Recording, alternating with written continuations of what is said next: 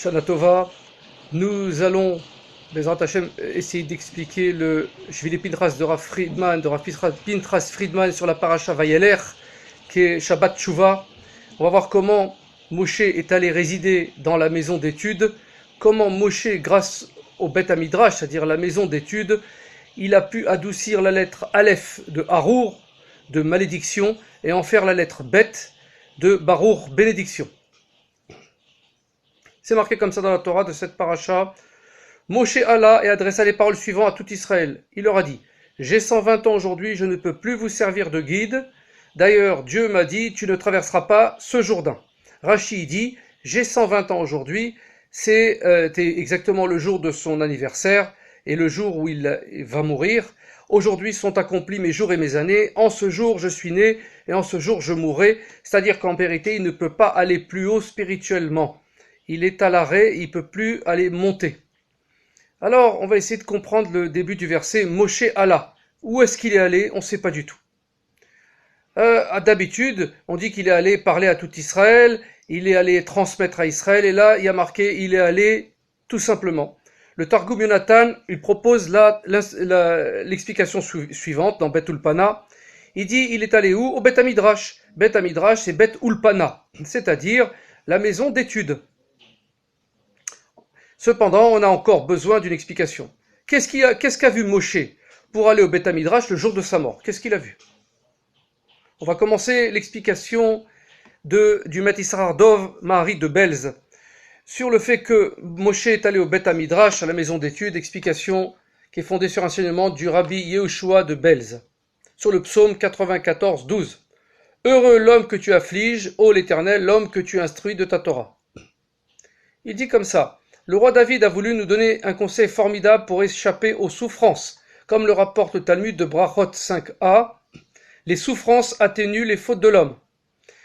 Donc l'homme paye dans ce monde. Et ce, grâce à ce qui est enseigné dans le Talmud de Menachot 110a, tout celui qui étudie la règle de l'expiatoire, donc l'expiatoire c'est hatat, le hatat, donc c'est le korban d'expiation, est considéré comme ayant offert ce korban, cet expiatoire. Tout celui qui étudie l'offrande délictive c'est Hacham, c'est la honte, alors il est considéré comme ayant offert ce sacrifice-là.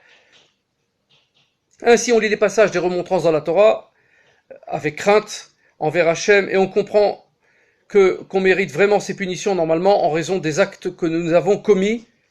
On est considéré comme si on avait effectivement reçu ces châtiments. Si on lit ces passages, donc des corbanotes, des sacrifices expiatoires et de honte de Hacham, etc., c'est comme si qu'on les avait faits. Parce qu'il n'y a plus le temple, on a remplacé le temple par l'étude de la Torah et la lecture de ces passages. Ainsi, on peut comprendre le verset des psaumes: heureux l'homme que tu affliges, ô Hachem. Pourquoi il doit être heureux? Parce qu'en vérité, il expie dans ce monde-là pour monter plus haut dans le monde futur qui est infini. Le roi David poursuit et il propose une explication. Comment recevoir ces sanctions? L'homme que tu instruis de ta Torah. Qu'est-ce que ça veut dire? Il faudra se soumettre aux peines, c'est-à-dire comprendre qu'on mérite ces peines-là, décrites dans les remontrances, donc le korban, hatat, l'expiatoire, parce qu'on a péché, et le hacham et la honte, en étant pénétré de peur et la crainte d'Hachem. Cette peur-là, elle va amener l'expiation, le pardon, afin de se considérer comme si on avait souffert dans la réalité.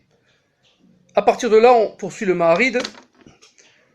Après que Moshe ait dit à Israël des réprimandes, donc dans la paracha Kitavo, il allait ajouter encore d'autres réprimandes, mais dans cette sidra et dans celle d'Azinu,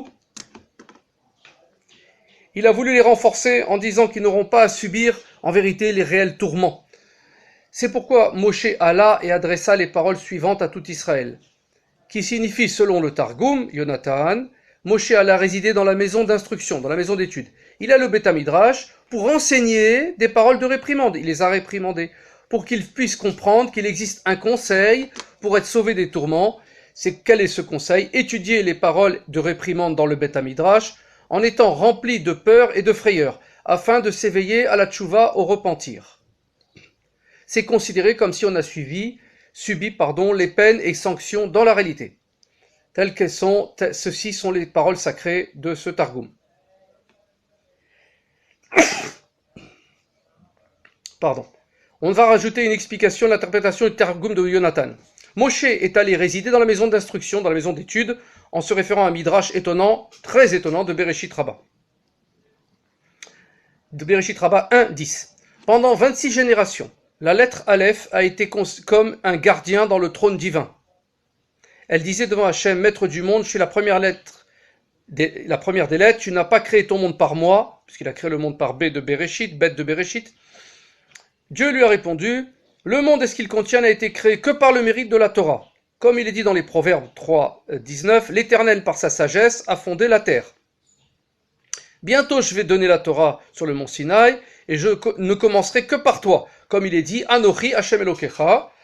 Le monde il a donc été créé par Bet, mais la Torah a été donnée par un Aleph.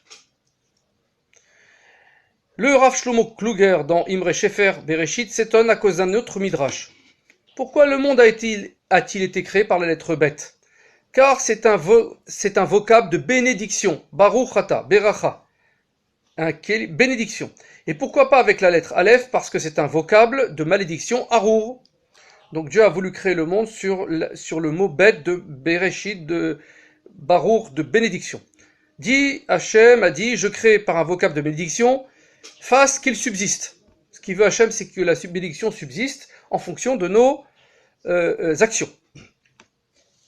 On voit là que la raison pour laquelle Hachem a commencé par la lettre Bet de Bereshit et pas par la lettre Aleph de Harur, de malédiction, le monde, pour faire descendre, il a voulu faire descendre la bénédiction constamment dans le monde.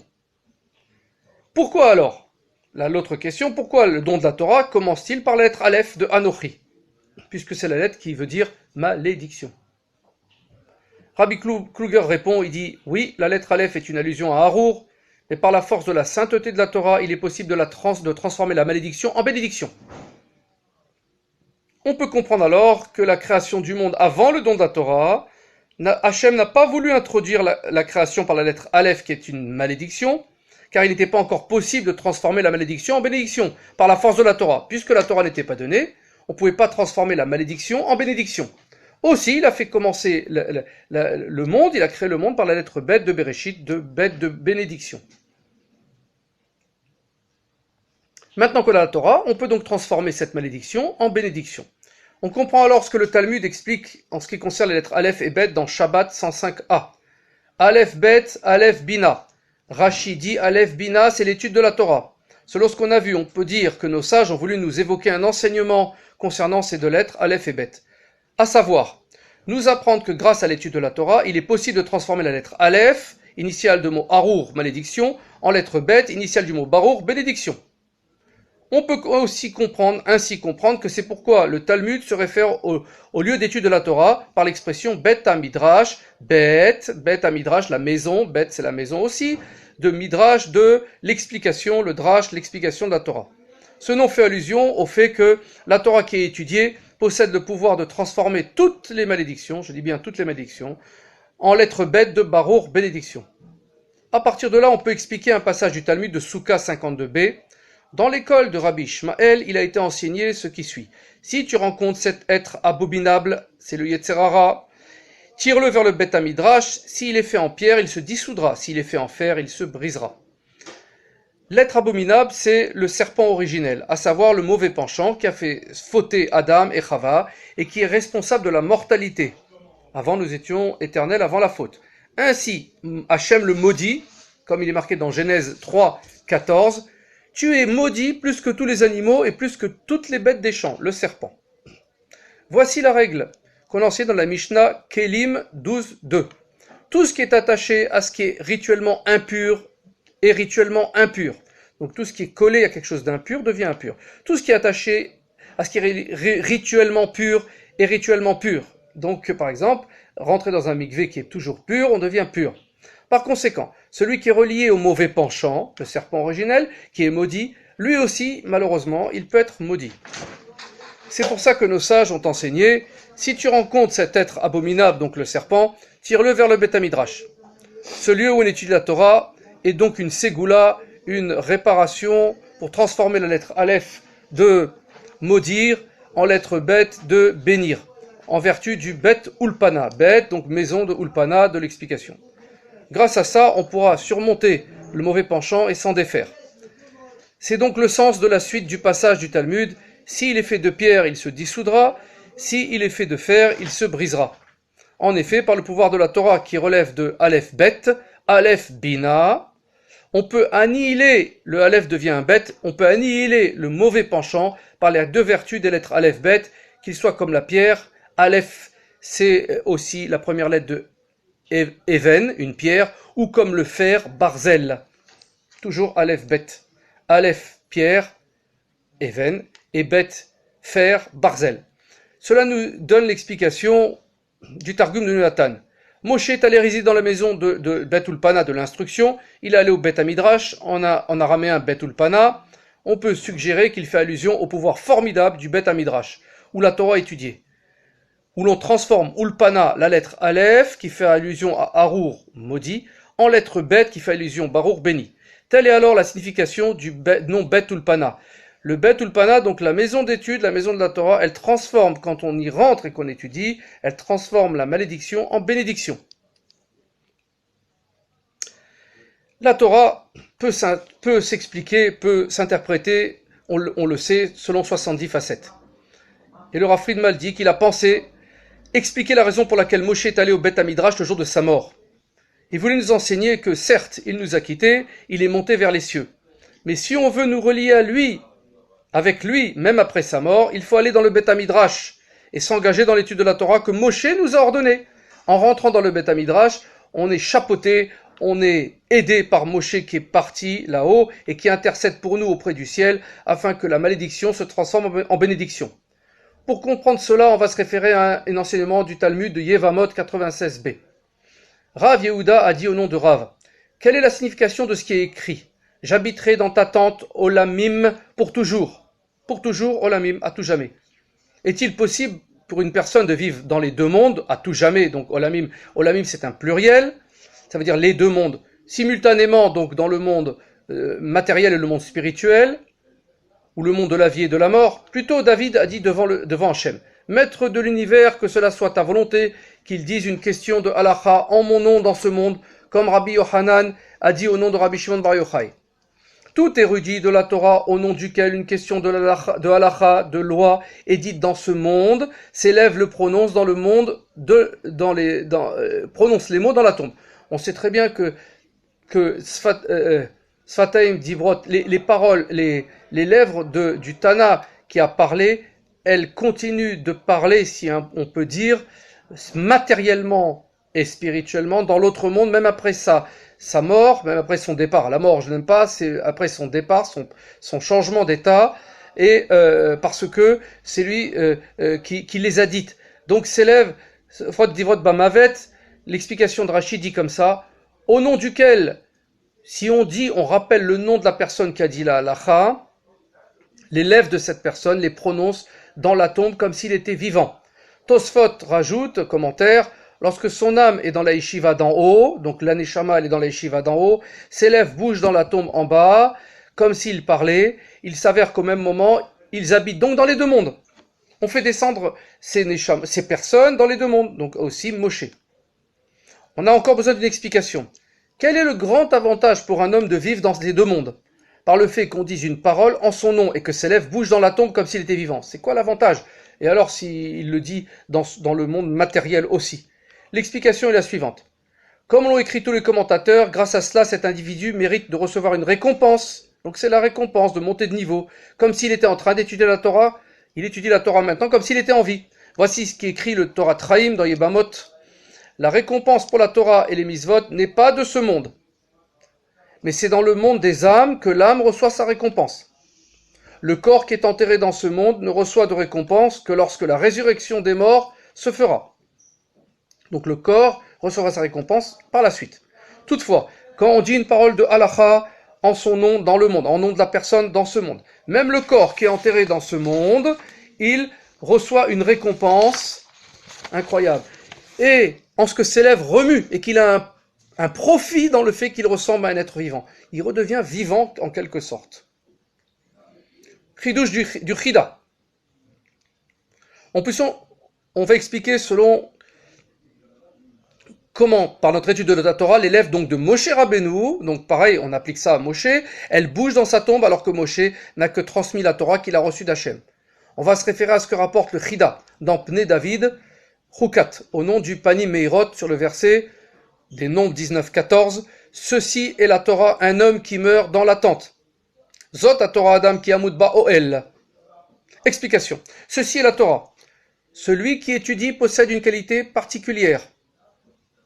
Donc on obtient une particulière. Zot à Torah. Zot, c'est la Torah. C'est la seule chose qui existe dans le monde, c'est cette Torah qu'on peut démontrer. C'est la seule chose qui résiste à tous les changements. Après la mort, etc., après notre départ, etc. Zot, c'est donc la Torah. 408, c'est la Gematria. On va retenir. Un homme qui meurt, même après son décès dans la tente, il est considéré comme s'il était toujours assis dans la tente de la Torah et étudiait la Torah, grâce au fait que l'on rapporte des paroles de Halacha en son nom. Ajoute le Chida, afin d'expliquer la suite du verset. Quiconque vient dans la tente, quiconque rentre dans Beth Midrash, quiconque vient étudier. Car il est prouvé dans le chasse que même si on dit une parole de Halacha au nom d'un sage, qui a dit cela au nom d'un autre sage, donc on rappelle tous les sages qui l'ont dit, qui lui-même l'a dit au nom d'un autre sage, donc tous ces sages bougeront leurs lèvres dans la tombe. Donc ils obtiennent une récompense dans ce monde matériel. C'est ça le sens de quiconque vient dans la tente.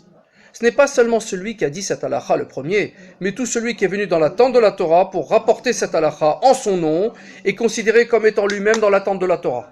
D'où l'importance d'expliquer la halakha aux gens, d'enseigner la Torah aux gens, aux amis, etc.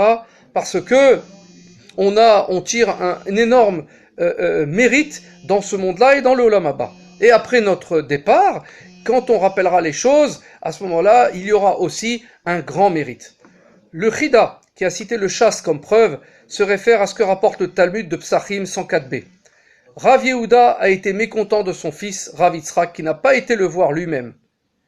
Comment Oula faisait la Havdalah, mais a envoyé Abaye. Donc Rabbi Yehuda, il n'a pas aimé que son fils, Rav Yitzhak, ne soit pas venu lui-même pour lui expliquer comment Oula faisait la Havdalah. Mais il a envoyé Abaye à la place. Donc Oula a envoyé Abaye. Rav Yitzhak, a envoyé Abaye. À cause de ça, Rav Yitzhak n'a pas mérité que l'on rapporte cette halakha en son nom, mais au nom de Abaye, parce qu'il l'a envoyé. Il est donc clair que même si Abaye n'a fait que rapporter ce qu'il a vu de Oula, il a mérité que ses lèvres bougent dans sa tombe, comme on a cité auparavant. Toutefois, il convient de faire une remarque sur le commentaire du Panim Meirot. Il a déclaré sur le verset Zot a Torah Adam ki amud baoel, ceci est la Torah, un homme qui meurt dans la tente. Celui qui étudie la Torah mérite, même après sa mort, d'être dans la tente de la Torah. Donc on veut dire par là encore une chose supérieure. Quand on part de ce monde, on mérite de revenir dans l'endroit où on a étudié la Torah. Or le Talmud n'avait déclaré uniquement que ses lèvres, il avait dit seulement, le Talmud a dit, les lèvres, Dovrot Bamavet, les lèvres parlent, elles bougent dans sa mort, dans sa tombe. Pour comprendre cela, on va se référer à ce que dit Rabbi Yonatan Epshitz dans Yeharot Devash, d'Arouche 7, qui revient sur ce que nous avons cité. Selon laquelle l'enseignement est considéré comme vivant dans les deux mondes. Comment peut-il vivre dans deux mondes ? Comment un homme peut-il vivre dans deux mondes ? Quand il dit un enseignement en son nom, de sa bouche, alors l'âme du juste se revêt dans ceux qui étudient, il vient dans ceux qui étudient, il se tient là. Il prend la forme de ceux qui étudient, il s'associe à eux. C'est pourquoi, lorsqu'on dit, c'est une halakha dite à Moshe du Sinaï, à Moshe mi Sinaï, l'âme de Moshe se relie là-bas, comme évoqué. C'est pourquoi il est juste de dire qu'elle réside dans les deux mondes. Dans le monde éternel, dans le monde Lamaba, et dans ce monde-là, et dans ce monde-ci matériel, momentané, dans ceux qui disent un enseignement en son nom. Elle se revêt également dans son corps qui est dans la tombe, dans les vapeurs ossuaires, c'est pourquoi il est dit, les lèvres bougent, sauf Sfataim Dovot Bamavet, elle bouge dans la tombe, car il revêt dans le corps qui est la tombe. Incroyable. Il est donc clair que le tzaddik au nom duquel un enseignement est dit possède deux qualités grâce à cela. La première est que son âme va à l'endroit dans lequel elle va à l'endroit où on étudie la Torah, elle vient chez nous, on dit une halakha en ce nom. La seconde concerne le corps lui-même dans le tombeau. Ses lèvres énoncent les mots de cette halakha. Après cela, on peut comprendre mieux l'interprétation du verset. Ceci est la Torah. Zot Torah. Elle a une vertu particulière. Un homme qui meurt, même après la mort de celui qui est engagé dans l'étude de la Torah dans l'attente, il est considéré comme s'il était assis dans l'attente de la Torah, car son âme vient dans ce même endroit où un enseignement est rapporté en son nom.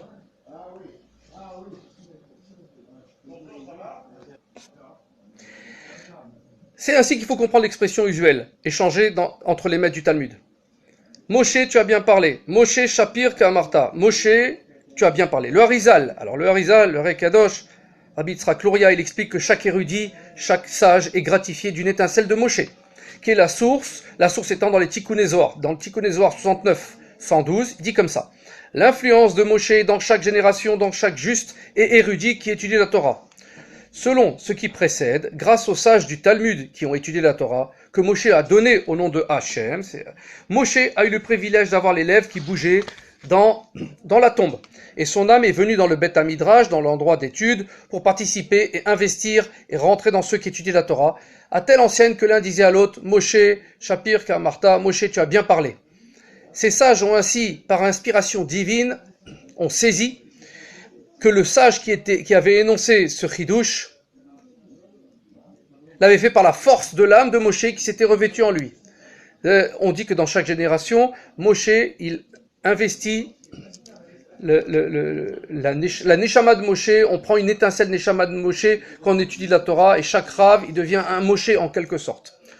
C'est pour ça que le Talmud dit, les Rabbanim s'appelaient l'un à l'autre Moshe. Et il faut bien, parenthèse importante et sympathique, que Moshe à l'envers, même Shin He, ça fait He Shin Mem, c'est Hachem.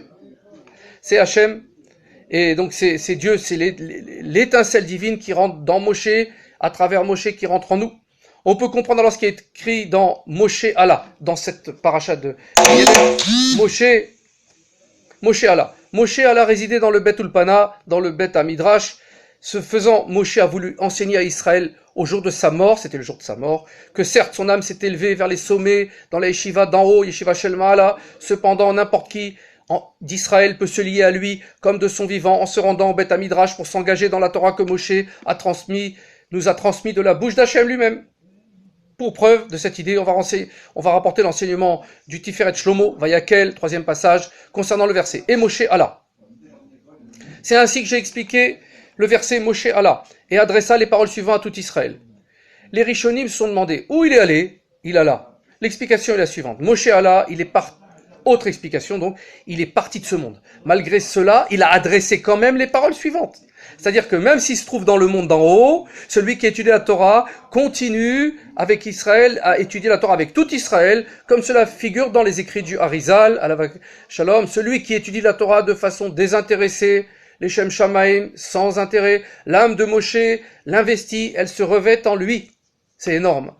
Ainsi, le grand Gaon, le Chida, a écrit de même au nom du Harizal, dans Dvash Lepi, Lamed 1, au sujet, il dit comme ça, au sujet d'un grand érudit qui étudie de façon désintéressée les Shem Shamaim, le Harizal a écrit que s'illuminera en lui l'étincelle de Moshe, et peut-être que c'est ça l'allusion des lettres, l'Ishma. L'Ishma, c'est les mêmes lettres que les Moshe.